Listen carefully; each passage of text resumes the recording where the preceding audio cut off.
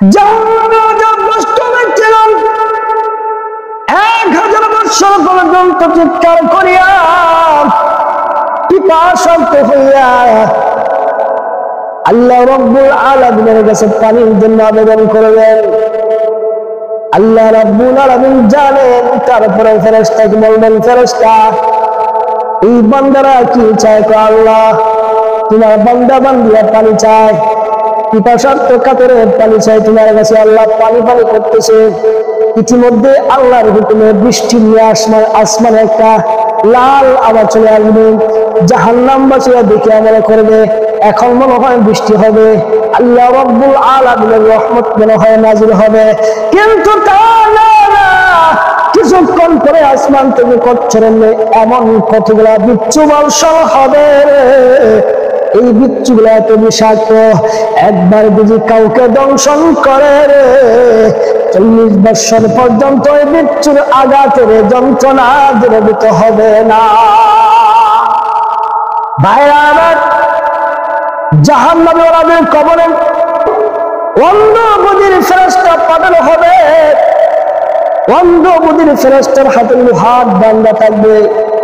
লোহার ডান্ডা দ্বারা এমন দূরে প্রহার করবে রে, প্রহার করার সঙ্গে সঙ্গে শরীরের হাড়গুলা চুরমার হয়ে যাবে। এই জন্য ভাই কবরকে ভয় করতে হবে। জাহান্নামের আযাব গজব সত্য, জান্নাতের নাযম সত্য। মানুষ যখন জান্নাতি হয়ে যাবে, জান্নাতি হওয়ার পর জান্নাতি ওনারা আফসোস আরো বেশি করবে।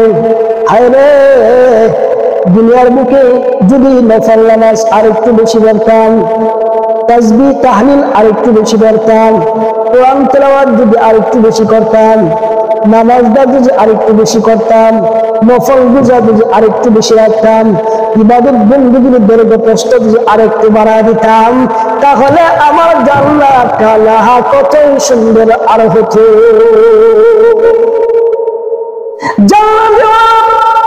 যখন জান্নাত হবে,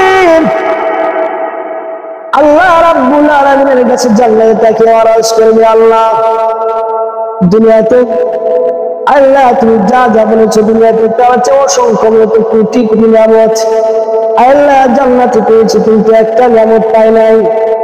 আল্লাহ তুমি যা বলেছো তার চেয়ে অসংখ্য কোটি নিয়ামত বেশি পেয়েছি আল্লাহ, কিন্তু একটা নিয়ামত পাই নাই। ওই নিয়ামতটা হলো তুমি মাওলার দিদার হরদল মা। जितनी नियामत है तू हरदल मा, जितनी नियामत है तू सबसे बढ़कर नियामत दीदार तू।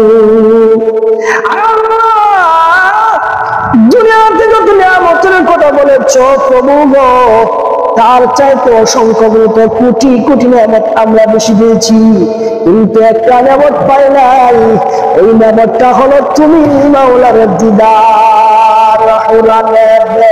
হাসতিদার দুজখ বুয়াব আরাফে আজ দুজখিরা ফুরচিদা ওয়াকফ বাহাসাত